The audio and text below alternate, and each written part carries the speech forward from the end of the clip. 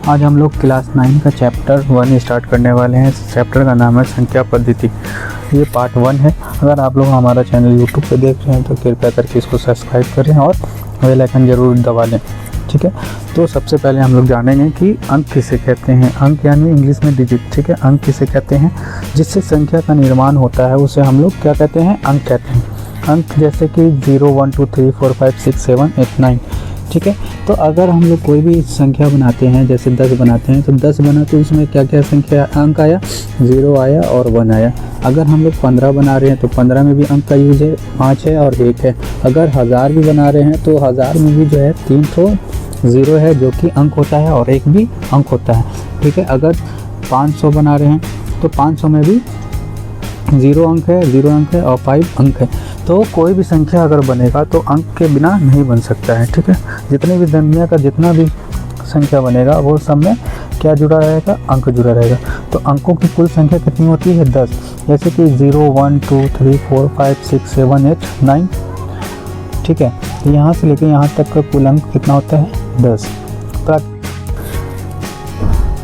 प्राकृतिक संख्या किसे कहते हैं? इंग्लिश में प्राकृतिक संख्या को कहते हैं नेचुरल नंबर। गिनती की जितनी भी संख्या रहेगी, जितना भी दुनिया का जितना संख्या रहेगा जिसको हम लोग गिन सकते हैं उसको हम लोग क्या कहेंगे? प्राकृतिक संख्या। प्राकृतिक संख्या हमेशा जो है 1 से शुरुआत होता है। तो 1 से लेकर के अनंत तक तो क्या होगा? हमारा प्राकृतिक संख्या। नोट, सबसे छोटी प्राकृतिक संख्या कौन सी होगी? 1। और सबसे बड़ी प्राकृतिक संख्या जो होगी इन्फिनिटी। इसके बाद आता है पूर्ण संख्या यानी कि होल नंबर। होल नंबर मतलब जितना भी संख्या है सब जो है वो होल नंबर है। बस इसमें क्या करेंगे? प्राकृतिक संख्या में हम लोग क्या चीज़ करेंगे? 0 ऐड कर देंगे। यानी कि गिनती की संख्या में 0 को सम्मिलित करने लेने पर जो संख्याओं का समूह बनता है उसे पूर्ण संख्या कहते हैं, ठीक है। तो यानी कि जो प्राकृतिक संख्या थी उसी में हम लोग क्या चीज़ करेंगे? बस 0 को ऐड कर देंगे तो ये कौन सा नंबर बन जाएगा? पूर्ण संख्या, जिसको इंग्लिश में कहते हैं होल नंबर, ठीक है। तो सबसे छोटी प्राकृतिक संख्या पूर्ण संख्या क्या होगी? 0। और सबसे बड़ी पूर्ण संख्या क्या होगी? इन्फिनिटी, ठीक है। तो सभी प्राकृतिक संख्या पूर्ण संख्या होती है, परंतु सभी पूर्ण संख्या प्राकृतिक संख्या नहीं होती। क्यों? ऐसा इसलिए क्योंकि पूर्ण संख्या जो होती है स्टार्ट 0 से होती है और प्राकृतिक संख्या हमेशा स्टार्ट 1 से होती है। तो जब 0 से स्टार्ट होगा तो 0 के साथ 1 आ जाएगा, इसीलिए जो है पूर्ण संख्या प्राकृतिक संख्या हो जाती है। लेकिन प्राकृतिक संख्या पूर्ण संख्या नहीं होती क्योंकि इसका स्टार्टिंग जो होता है 1 से होता है, ठीक है। इसके बाद आता है पूर्णांक यानी कि इंटीजर। गिनती की सभी संख्याएं चाहे वो ऋणात्मक हो या फिर वो धनात्मक हो, यानी कि पूर्णांक इंटीजर जिसमें जो है अगर नेगेटिव में भी है, ठीक है, और पॉजिटिव में भी है तो सभी संख्याओं को जो रहेगा तो वो क्या रहता है? पूर्णांक। अगर मान लीजिए नंबर 5 जो है माइनस में है और प्लस में जो है 6 है तो ये दोनों क्या है? इंटीजर है। नेगेटिव में रहे या पॉजिटिव में रहे तो क्या होगा? वो पूर्णांक होगा। 0 जो है ना तो धनात्मक होगा और ना ही ऋणात्मक होगा। 0 ना तो धनात्मक होता है और ना ही ऋणात्मक होता है। सम संख्या यानी कि इवन नंबर। सम संख्या किसे कहते हैं? वैसी संख्या जिसको 2 से जो है पूर्णतः विभाजित किया जा सके उसे हम लोग क्या चीज़ कहते हैं? सम संख्या। जैसे 2 है, 2 को जो है 2 जो है पूरी तरह 2 से डिवाइड हो जाता है। 4 है, 4 को काटेंगे 2 से तो 2 बचेगा, फिर 2 से काटेंगे तो 1 बचेगा, यानी कि ये भी पूरी तरह से विभाजित हो जाता है। अब जो 2 से पूरी तरह से विभाजित हो जाए उसको हम लोग क्या चीज़ कहेंगे? सम संख्या। नोट, जैसे 2 4 6 8 10 12 14 16 18 20 22 24 26 28 ये सब क्या चीज़ होता है? 2 से पूरी तरह विभाजित हो जाता है, इसीलिए इसको हम क्या कहा जाता है? सम संख्या। सबसे छोटी सम संख्या क्या होती है? 2। 2 से छोटा जो होता है 1 होता है। 1 जो है 2 से कभी भी विभाजित नहीं हो सकता। और सबसे बड़ी सम संख्या क्या होगी? इन्फिनिटी। अनंत तक 2 से जो है डिवाइड होता रहेगा, इसीलिए इन्फिनिटी कहा जाता है। विषम संख्या जस्ट अपोजिट होता है सम संख्या का। सम संख्या क्या जो होता है कि 2 से पूरी तरह से विभाजित हो, और विषम संख्या क्या होगा? जो 2 से पूरी तरह से विभाजित ना हो उसे हम लोग क्या चीज़ कहेंगे? विषम संख्या। विषम संख्या यानी कि ऑड नंबर। ऐसी संख्या जो 2 से पूर्णतः विभाजित ना हो उसे हम लोग क्या चीज़ कहेंगे? विषम संख्या। जैसे 1 3 5 7 9 11 13 ये सब जो है 2 से पूरी तरह से विभाजित नहीं होता है, ना ही 1 पूरी तरह से विभाजित होता है, ना ही 2 3 जो है पूरी तरीके से 2 से विभाजित होता है। इसमें जो है सबसे छोटी जो है विषम संख्या होती है 1 और सबसे बड़ी जो है विषम संख्या होती है इन्फिनिटी। तीसरा आता है अभाज्य संख्या यानी कि प्राइम नंबर। ऐसी संख्या जो केवल 1 से या स्वयं से विभाजित हो उसे अभाज्य संख्या कहेंगे। ऐसी संख्या जो सिर्फ और सिर्फ 1 से विभाजित होता है और खुद से विभाजित होता है उसको हम लोग क्या चीज़ कहेंगे, अभाज्य संख्या। जैसे 3 क्या होगा, 1 के टेबल में आता है और 3 के टेबल में आता है, ठीक है, ये क्या हो जाएगा, अभाज्य संख्या। 2 जो है 1 के टेबल में आता है और 2 के टेबल में आता है, तो ये भी क्या है, अभाज्य संख्या है। जैसे कि 2 जो है 1 के टेबल में आता है और 2 के टेबल में आता है। 3 जो है 1 के टेबल में आता है और 3 के टेबल में आता है। 5 जो है 1 के टेबल में आता है और 5 के टेबल में आता है। 7 जो है 1 के टेबल में आता है और 7 के टेबल में आता है। ये सब जो है अभाज्य संख्या है, ठीक है। सबसे छोटी अभाज्य संख्या क्या होगी, 2 होगी, और सबसे बड़ी अभाज्य संख्या फिर से वही इन्फिनिटी।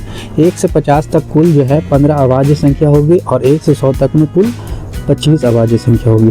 तो चलिए हम जो है 1 से 50 तक में देख लेते हैं कौन कौन सी जो है अभाज्य संख्या है और कितना अभाज्य संख्या आता है, ठीक है। सबसे पहले हम लोग क्या करेंगे, गिनती लिखेंगे। 1 2 3 4 5 6 7 8 9 10 11 12 13 14 15 16 17 18 19 20 21 22 23 24 25 26 27 28 29 30 31 32 33 34 35 36 37 38 39 40 41 42 43 44 45 46 47 48 49 और ये 50। तो अब हम लोग को चेक करना है इसमें कौन कौन सी अभाज्य संख्या है, ठीक है। तो सबसे पहला अभाज्य संख्या जो है 2 है, जो खुद के टेबल में आता है और 1 के टेबल में आता है। 3 है, फिर 5 है, फिर 7 है, 7 के बाद आता है 11 13 17 19 27 29 31 37 39 40 41 43 47, ठीक है। तो कितना हो गया, 1 2 3 4 5 6 7 8 9 10 11 12 13 14 और एक ये 15। तो 1 से 50 तक में टोटल जो है कुल अभाज्य संख्या होता है 15 और 1 से 100 के बीच में जो होता है अभाज्य संख्या 25, ठीक है। इसको हम लोग याद रखेंगे। कभी कभी क्वेश्चन आ जाता है कि 1 से 50 तक में कुल कितनी अभाज्य संख्या हैं और 1 से 100 के बीच में कितनी अभाज्य संख्या है, ठीक है।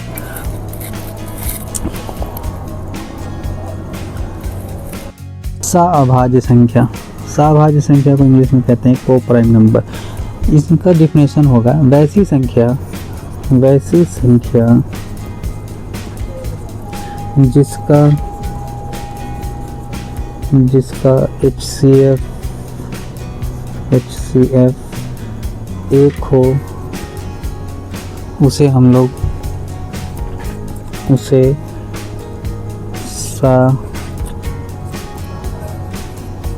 सअभाज्य संख्या कहते हैं। मतलब कि जो है जिसका HCF जब भी निकालेंगे हम लोग तो उसका आंसर क्या होना चाहिए, 1 होना चाहिए।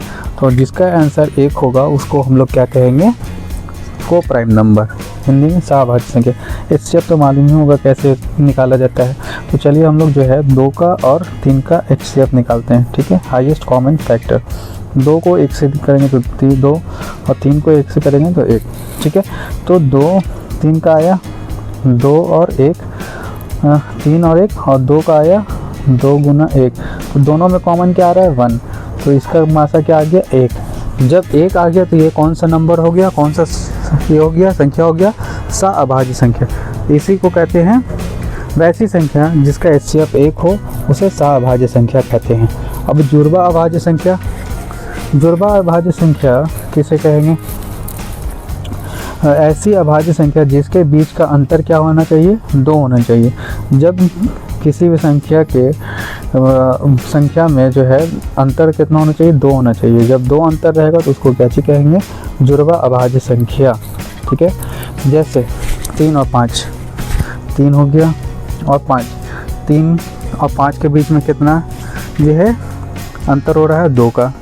ठीक है, 5 और 7 के बीच में कितना अंतर हो रहा है 2 संख्या का। और फिर 11 और 13 के बीच में 2, 17 और 19 के बीच में। तो ऐसी संख्या जिसको जो है बीच में जो है 2 जो है अंतर होगा उसको हम लोग क्या कहेंगे, जुड़वा अभाज्य संख्या। ठीक है, ये मेरा पहला वीडियो है। अगर कहीं पे अगर मिस्टेक हो जाए तो कृपया करके माफ़ कर दीजिएगा और हमारे चैनल को सब्सक्राइब जरूर कर लीजिएगा और बेल आइकन जरूर से दबा लीजिएगा और वीडियो को लाइक ज़रूर कर दीजिएगा। अब आता है प्राइम नंबर, परिमेय संख्या, रेशनल नंबर। ठीक है, ऐसी संख्या जिसको जो है P/Q के रूप में लिखा जाए, जहाँ Q बराबर जो है 0 हो नहीं हो सकता है और P और Q पूर्णांक हो। जैसे कि ऐसी संख्या जिसको हम लोग किस रूप में लिख सकते हैं, P/Q के रूप में लिख सकते हैं, जहाँ Q जो रहेगा कभी भी 0 नहीं रहेगा। अगर 0 होता है तो ये परिमेय संख्या नहीं होगा। तो जहाँ वैसी संख्या जिसे हम लोग P/Q के फॉर्म में लिख सकते हैं उसे हम लोग परिमेय संख्या कहते हैं, जहाँ Q जो है कभी भी 0 नहीं हो सकता है। ठीक है, ऐसी संख्या तो क्या कहेंगे हम लोग, परिमेय संख्या। जैसे में लिख देते हैं 7 और 9, ये 0 नहीं है। -3/7 0 नहीं है। माइनस में भी हो सकता है लेकिन 0 कभी नहीं हो सकता है। ऊपर में 0 हो सकता है, ऊपर में 0 हो सकता है लेकिन 0 नीचे में कभी नहीं हो सकता। अगर नीचे में हो रहा है तो ये सी संख्या जो है परिमेय संख्या नहीं होती है। ठीक है, अब आता है अपरिमेय संख्या। अपरिमेय संख्या किसे कहेंगे, ऐसी संख्या जिसको P/Q के रूप में नहीं लिखा जा सकता है। अभी था परिमेय संख्या, ऐसी संख्या जिसको हम लोग P/Q के रूप में लिख सकते हैं उसे हम लोग परिमेय संख्या कहते हैं। और अपरिमेय संख्या जिसको हम लोग P/Q के रूप में नहीं लिख सकते हैं उसे हम लोग क्या चीज़ कहेंगे, अपरिमेय संख्या। जैसे में आ जाते हैं √3, √2, पाई का मान होता है 3.14। ऐसी संख्या ये √7 जिसको जो है हम लोग रूट इसका निकाल नहीं सकते हैं, √3 का भी नहीं निकाल सकते, 2 का भी नहीं निकाल सकते हैं, √5 का भी नहीं निकाल सकते हैं, √10 का भी नहीं निकाल सकते। तो ऐसी संख्या जिसका हम लोग रूट नहीं निकाल सकते हैं वैसी संख्या क्या होगी, अपरिमेय संख्या। ठीक है, अब इसके बाद जो टॉपिक है वास्तविक संख्या यानी कि रियल नंबर। रियल नंबर किसे कहते हैं, शायद इसमें छूट गया है, गलत हो गया है। चलिए आज के लिए जो है इतना ही तक रहने देते हैं, अगला क्लास में पढ़ाएंगे रियल नंबर। ठीक है, तब तक के लिए गुड नाइट। ये वीडियो मैं रात में रिकॉर्ड कर रहा हूँ इसलिए मैं कह रहा हूँ गुड नाइट। और हमारे चैनल को सब्सक्राइब कर लीजिएगा और बेल आइकन जरूर से दबा लीजिएगा और इस वीडियो को लाइक करें और शेयर ज़रूर करें।